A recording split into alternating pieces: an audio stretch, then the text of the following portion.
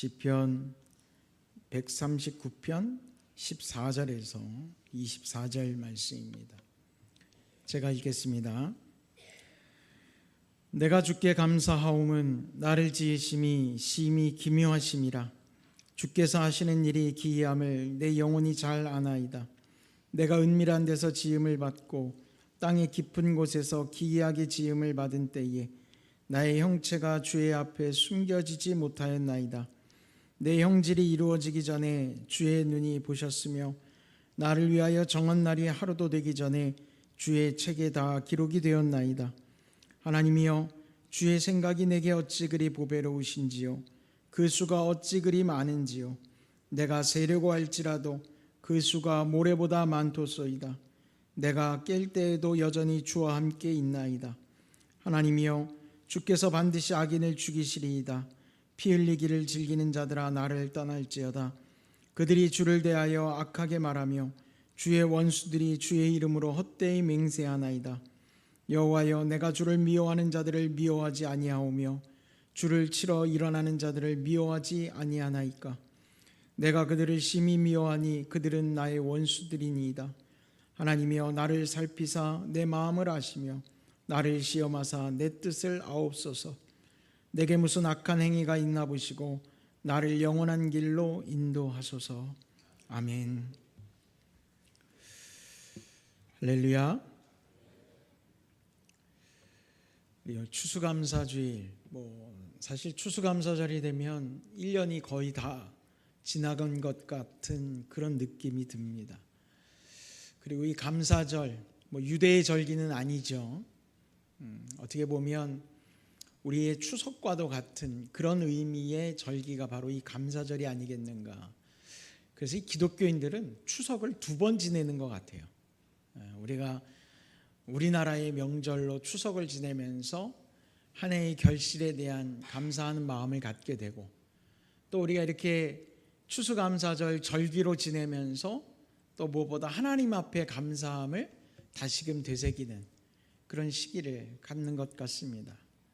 이 감사라고 하는 단어를 떠올릴 때마다 늘 풍성한 것, 내게 주신 것, 내가 받은 것, 우리 안에 있는 어떤 소득들, 유익함들, 이런 것들을 많이 생각합니다.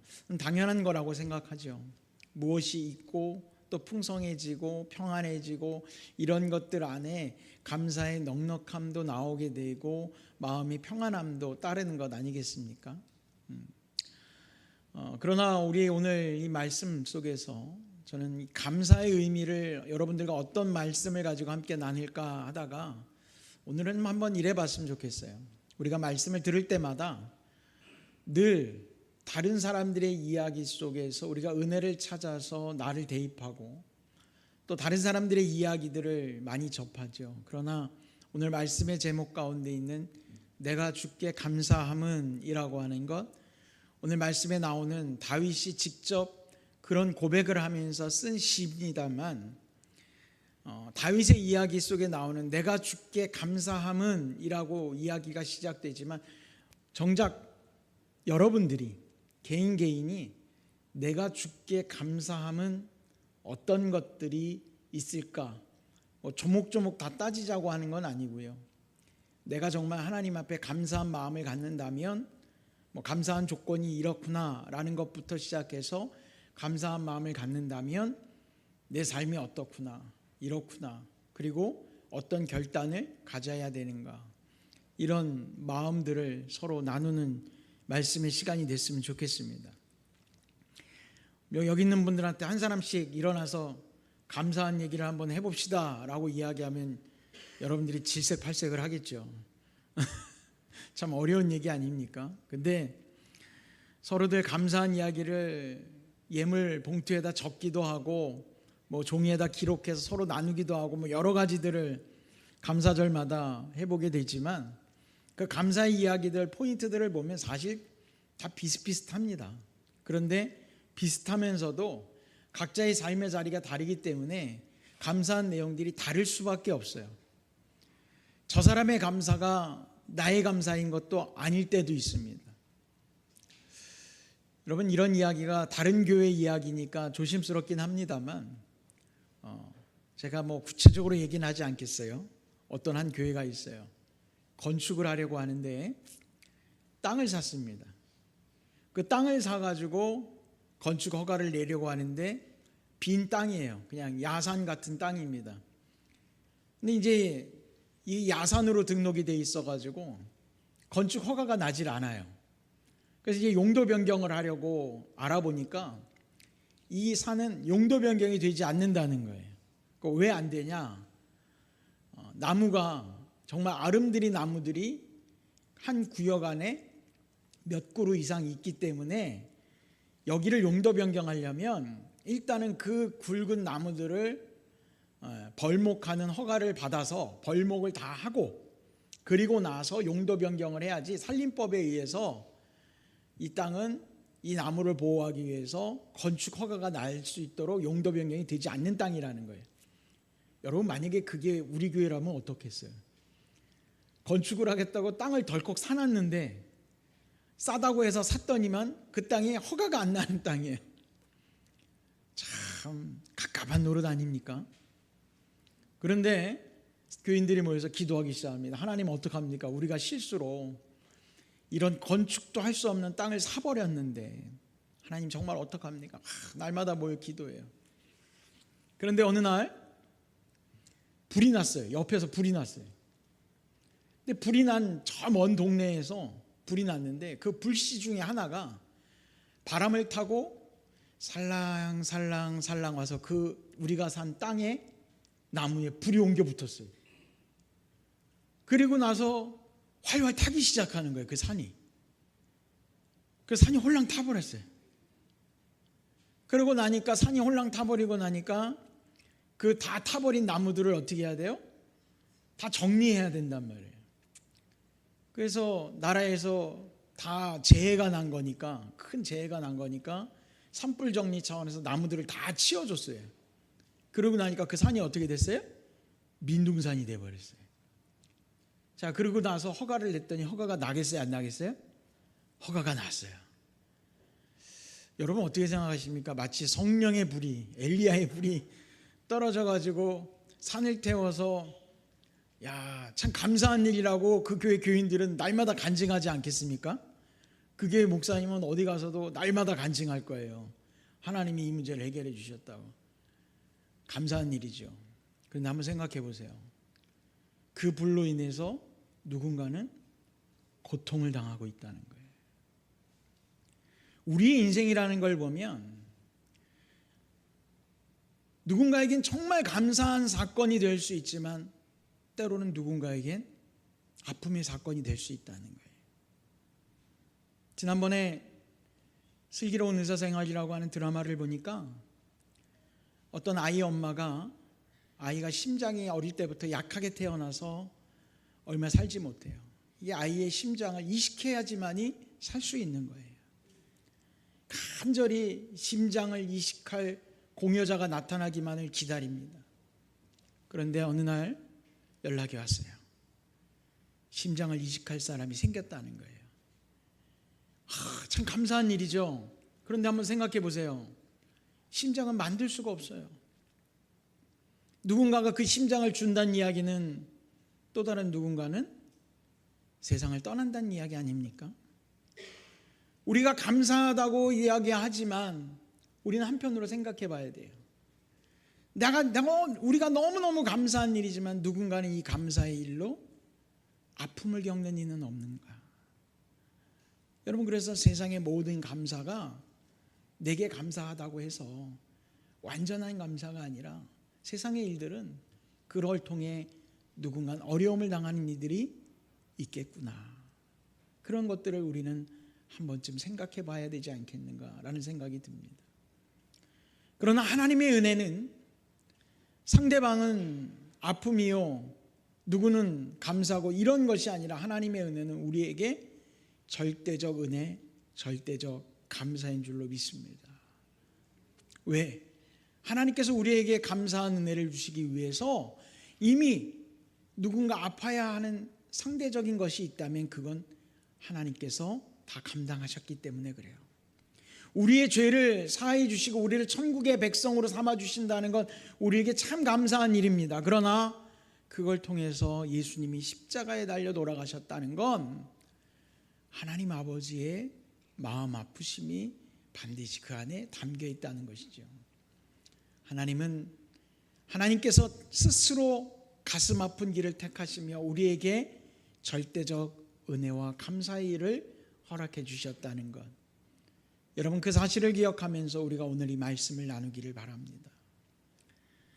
하나님의 뜻, 오늘 다윗이 내가 주님 앞에 감사한 것은 이라고 생각하면서 말씀을 시작하는데 14절의 말씀을 한번 보십시오. 14절에 보면 이렇게 나와 있어요. 내가 주께 감사하오면 나를 지으심이 심히 기묘하심이라 라고 되어 있습니다. 내가 하나님 앞에 감사한 이유는 나를 지으신 것이 심히 기묘하심이라. 우리가 신앙생활을 오래 하신 우리 권사님들이나 어르신들 중에는 예전 성경을 기억하시는 분들이 있어요. 지금 성경은 이제 번역이 조금 바뀌었기 때문에 단어가 바뀌었는데 혹시 기억하시는 분 계십니까? 예전에 이 성경 구절에 심히 기묘하심이라는 게 다른 말로 표현이 되어 있었어요. 바로 신묘막측하심이라 라고 되어 있었습니다. 아마 들어보신 분들이 계실 거예요. 나를 지으심이 신묘막측하심이라. 참 어려운 말입니다. 그죠? 심히 기묘하심이라 같은 말인데요. 이 기묘하다라는 건 뭐예요? 알 수 없다라는 겁니다. 나를 지으신 이유도, 때로는 나를 지으신 그 과정도, 그리고 하나님의 뜻도 전혀 알 수 없다라는 것. 이게 바로 내가 주님 앞에 감사한 이유다라고 이야기하고 있어요. 여러분, 굉장히 반대적인 거죠. 우리가 뭔가를 시원하게 알아야 할 때 카타르시스를 느껴요. 하나님 앞에 감사할 때도 아니 감사한 내용을 알아야 감사하지 라고 이야기하지 않습니까? 뭐가 있어야 감사하고 뭐가 내게 주신 것이 어떤 건지 알아야 감사하지 라고 생각하는데, 오히려 다윗은 나를 지으심이 심히 기묘하심이라, 알 수 없다라는 겁니다. 내가 알 수 없다라는 거예요. 하나님이 알 수 없는 게 아니라 하나님이 나를 왜 지으셨는지 알 수 없는 그 놀라움 가운데 내가 주님 앞에 감사하다라는 거죠. 때로는 감사의 길을 잃어버릴 때도 있어요. 감사의 방향이. 우리가 오늘 추수감사절이니까 감사합시다, 한 해의 결실을 주신 분 하나님께 감사합시다 그러는데, 여기 오신 분들 중에 올 한 해 감사하게 결실을 맺은 분들도 있겠지만 누군가는 회사에서 권고사직을 당할 수도 있는 거고, 농사를 지었는데 흉년이 질 수도 있는 거예요. 제가 예전에 정선에서 목회를 할 때 거기는 고냉지 배추밭이 있고 무밭이 있었어요. 한 해의 결실을 주셔서 감사합니다 라고 하는데 11월 말에 이제 셋째 주에 추수감사절을 드릴 때, 근데 일찌감치 냉해가 와가지고 무배추밭이 그냥 다 냉해를 입어서 수확이 안 돼요. 근데 결실을 감사합시다 라고 얘기를 해요. 이게 뭔가 좀 이상하잖아요. 우리가 뭔가 주어지는 게 있고 내가 감사할 내용이 알아야 감사한다라고 얘기하지만, 오늘 다윗은 오히려 반대로 하나님이 나를 지으신 이유를 내가 신묘막측하심이라고 하는, 심히 기묘하심이라고 하는 전혀 알 수 없는 이유 때문에 내가 하나님 앞에 감사하고 있다라는 거예요. 여러분 중에 답답한 분들이 있을 거예요. 내일 일을 몰라서 답답해요. 야, 여기다 좀 투자를 해야 되는데 이게 잘 될지 안 될지, 이 사업을 좀 해봐야 되는데 잘 될지 안 될지 잘 몰라요. 우리 여기 어린아이들도 와 있는데, 어린 친구들, 학생들, 앞으로 내 미래가 어떻게 될지 아무도 몰라요. 청소년 시기에 사춘기를 왜 겪는지 아십니까? 아주 어릴 때는요, 내가 이 다음에 커서 뭘 해야 되는지 고민이 없어요. 내가 내일 어떻게 되는지 잘 알지도 못해요. 그래 철이 없다고 얘기하잖아요. 그럴 땐 고민과 걱정이, 그런 내일에 대한 걱정이 있질 않아요. 당장에 대한 걱정이지. 그런데 1살, 2살 나이 먹어가면서 어느 순간 내일이라고 하는 시간적 흐름을 깨닫게 돼요. 그러면 오늘이 아니라 나에겐 내일이 있구나. 근데 내일 나는 어떻게 될까 알지 못하는 거거든요.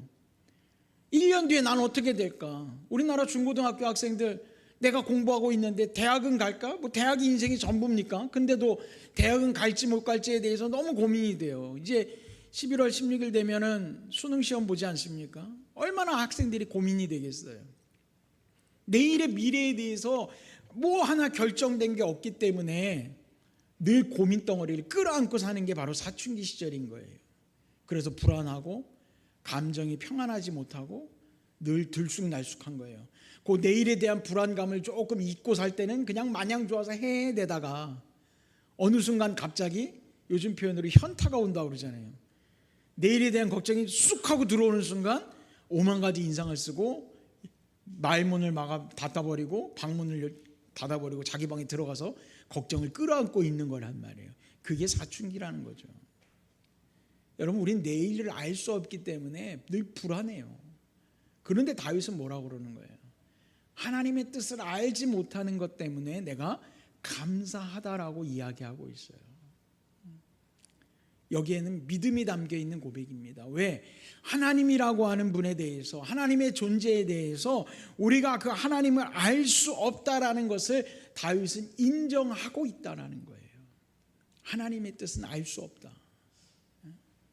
나를 만드신 것도 내가 당장엔 알 수 없다는 거예요. 그런데 시간이 지나다 보니까 우리는 미래의 일은 알 수 없지만 지나온 경험치들을 통해서 그 이유를 발견하는 존재들이에요. 야, 내가 이렇게 살아보니까 하나님이 나를 향한 뜻이 여기에 있었던 거였구나, 이거였구나 라고 우리가 고백할 수 있어야 된다는 거죠. 목회를 하면서 저는 늘 그 생각을 해요. 도대체 하나님이 나한테 왜 목회를 시키셨을까? 거기서부터 출발해요, 저는. 그리고 나를 왜 저기에 목회를 보내셨을까? 그리고 왜 여기에 목회를 보내셨을까? 난 왜 여기서 목회를 하게 하셨을까? 이 사람들을 왜 만나게 하셨을까? 라고 하는 고민들이 저에겐 늘 있어요. 그런데 어김없이 시간이 지나 보면 그 이유를 알게 돼요. 그러면 우리가 보여야 될 모습은 뭐겠어요? 다윗이 이야기하는 건 뭐겠어요?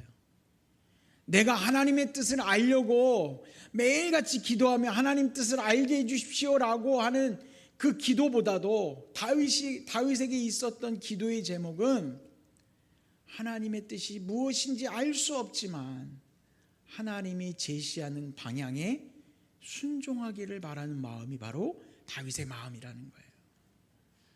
여러분, 우리가 하나님 앞에 감사할 수 있는 이유는 뭐냐면 내가 무엇인가 당장에 생겨서 감사가 아니라 내가 하나님 앞에 감사한 마음을 가질 때, 순종하는 마음을 가질 때, 그래서 하나님의 뜻이 전부 내가 알 수 없지만 그 뜻 안에 순종하고 나아갈 때 그 마지막 종착역엔 뭐가 있느냐? 바로 감사가 있다라는 거예요. 여러분, 깨달으시길 바랍니다. 내가 스스로 감사한 이야기를 만들어 가려고 애쓰는 사람들이 있어요. 야, 이렇게 해야 유익한 거고 이게 나한테 더 이득이 되는 거고 내가 계산해서 내가 스스로 감사한 일들, 좋은 일을 만들려고 애쓰는 사람이 있어요. 여러분, 애써 보세요. 한번 그 애쓴 만큼 결과가 좋을지 전 장담 못해요. 여러분 머릿속으로 계산해서 이렇게 하면 기승전결하면 분명히 내게 더 이득이야, 따져보니까 그래 라고 생각하는 분 그렇게 해보세요. 그게 정말 마지막에 이득이 될까? 내가 아무리 검증하고 두드려보고 계산기를 눌러봐도 내 생각대로 되지 쉽지 않을 거예요. 인생이 그렇더라고요. 그런데 정말 심히 기묘하신 하나님의 뜻, 나는 알 수 없지만 하나님의 뜻대로 순종하고 나아갈 때 어느 날 보니까 감사한 일이 내 삶 안에 가득 충만하게 채워져 있는 나를 발견하게 되는 거예요. 여러분, 올 1년 시작하면서 야, 이렇게 하면 내가 생각한 대로만 되면 다 잘 될 거야 라고 생각하셨는데 어떻게 여러분 생각한 대로 다 잘 되셨습니까? 저는 오히려 물음표를 달고 싶어요. 그러나 연초에 시작하면서 난 잘 모르겠다, 올 한 해 어떻게 될지 모르겠다, 그런데 하나님이 어떻게 하시겠지, 하나님이 시키는 대로 하나님께 맡기고 순종하며 살자라고 결단하신 분, 시간이 지나서 오늘 보니까 어때요?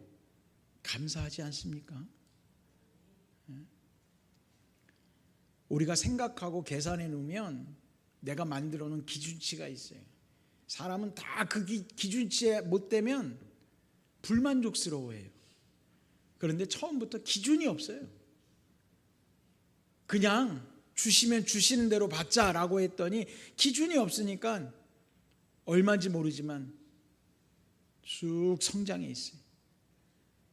그게 감사한 거예요. 할렐루야.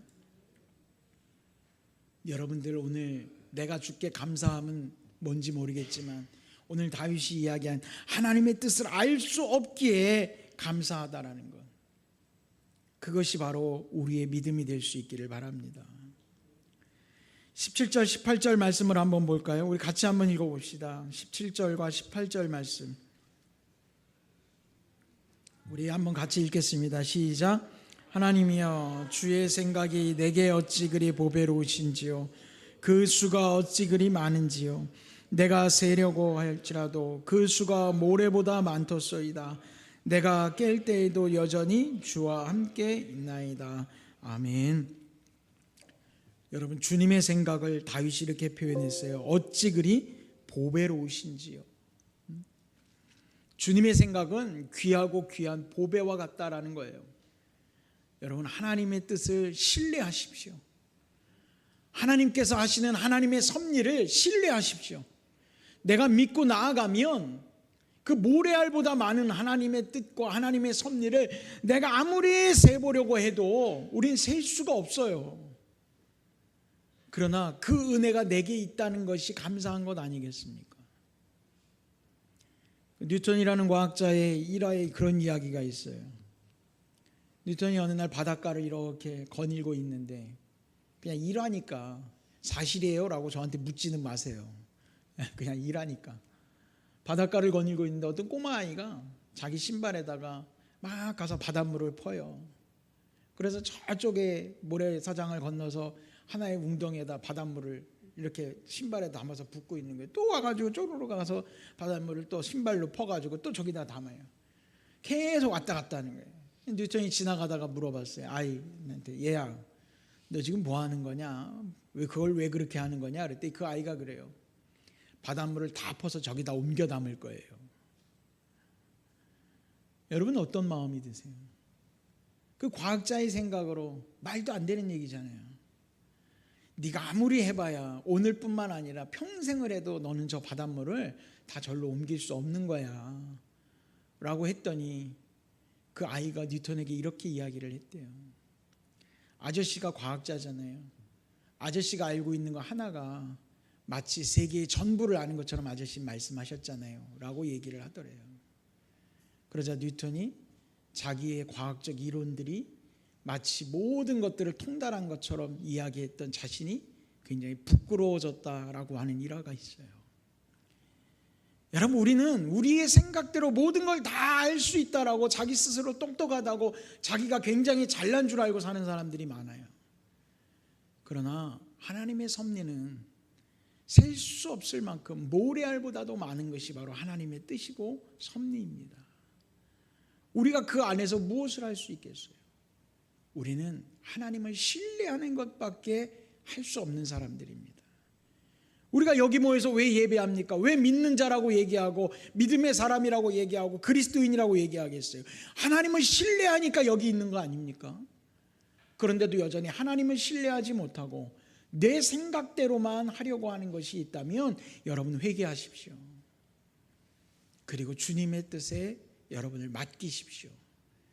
그럼 제가 맹세하는 게 아니라 약속하겠습니다. 하나님이 반드시 여러분들에게 오늘 다윗의 고백처럼 내가 주께 감사함은 이라는 고백이 나오게 하실 거라고 저는 믿습니다. 기이하신 하나님의 뜻을 우리가 바라보면서 우리의 고백, 오늘 18절에 있는 내가 깰 때에도 여전히 주와 함께 있나이다 라고 이야기하는 것, 이것은 나의 의지가 아니라 주님의 은혜로 주님과 함께하고 있음을 이야기하고 있어요. 여전히 주님과 함께하고 있는 다윗은 하나님 앞에 감사하고 있습니다.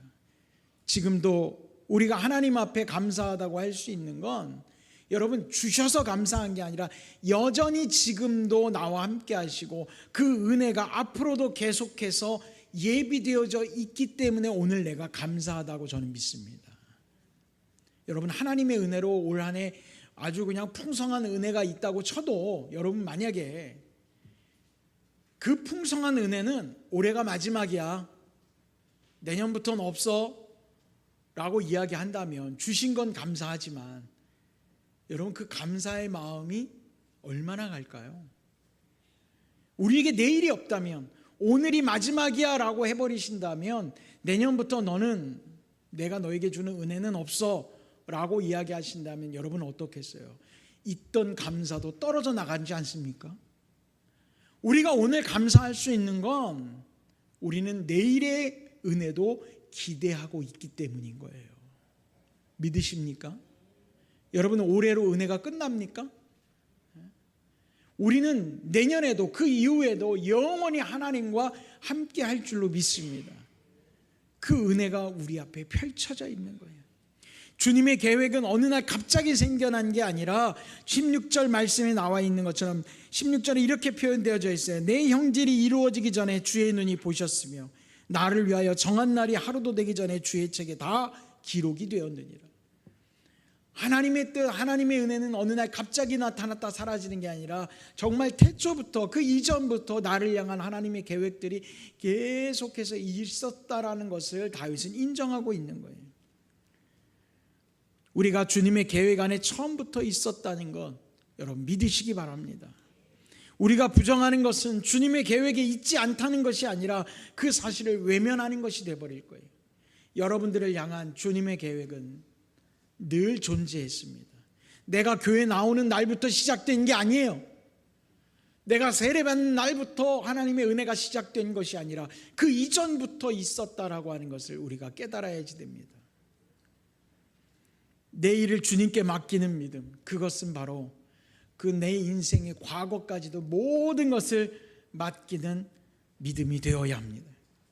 그래서 감사는 과거와 현재만 머무르는 것도 아니요, 내일에만 있는 것도 아니요, 내 삶에 온전히 임하고 있는 것이 바로 주님의 은혜요 감사가 되어야 되는 것입니다. 다윗은 오늘 말씀을 통해서 감사의 소망을 이야기하고 있어요. 23절 말씀에 보면 하나님이여 나를 살피사 내 마음을 아시며 나를 시험하사 내 뜻을 아옵소서. 나를 아시고 내 마음을 살피시고 나를 아시는 주님께서 나를 인도하실 거라고 하는 것, 그것이 바로 다윗의 소망입니다. 우리 인생 전부를 다윗과 같이 하나님 앞에 맡길 수 있는 삶이 되길 바랍니다. 그가 어떤 고난 가운데서도 절대로 악한 행위를 선택하지 않기를 원하는 다윗의 믿음, 오늘 말씀에 나와 있는 것처럼 그의 의지가 아니라 하나님의 섭리 속에서 영원한 길로 인도되어지기를 원하는 믿음, 바로 그 믿음들이 우리들의 믿음이 되어야겠어요. 내가 주께 감사함은, 여러분 스스로가 고백해 보십시오. 따라해 봅시다. 내가 주께 감사함은, 그 이후의 말들은 어떤 문장으로 여러분 채워가시겠습니까? 범사에 감사하라고 했던 사도 바울의 권면은 우리가 어떤 감사를 보여야 할 것인지에 대한 방향성을 보여주고 있어요. 또 오늘 다윗의 감사의 시는 우리가 감사해야 할 근본적 주님의 섭리를 알려주고 있습니다. 추수감사절의 의미는 우리로 하여금 감사의 풍요를 인정하게 하고 있습니다. 이제 우리가 채워가야 될 감사의 문장들, 내가 주께 감사하면 어떤 것으로 채워가게 될 것인지 여러분 한번 생각해 보시기 바랍니다. 그리고 그 문장을 완성해 나아가며 주님께서 태초부터 나를 기억하시고 나를 인도하신 그 섭리에 감사하고 앞으로도 주실 그 은혜에도 여러분 기대하며 감사하는 인생이 되시길 바랍니다. 여러분들의 그 감사가 여러분들의 인생을 분명히 은혜의 길로 인도해 줄 줄로 믿습니다.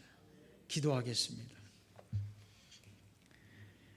하나님 아버지, 내가 주께 감사함은 나를 지으심이 심히 기묘하심이라고 다윗이 이야기했습니다. 우리가 어찌 주님의 뜻을 다 알겠습니까? 어찌 다 셀 수 있겠습니까? 그러나 우리의 인생을 주님 앞에 맡기오니 주여, 주께서 나의 인생을 인도하여 주시고 주님의 뜻 안에서 떠나지 않는 인생 되게 하여 주시옵소서. 예수님의 이름으로 기도드렸습니다. 아멘.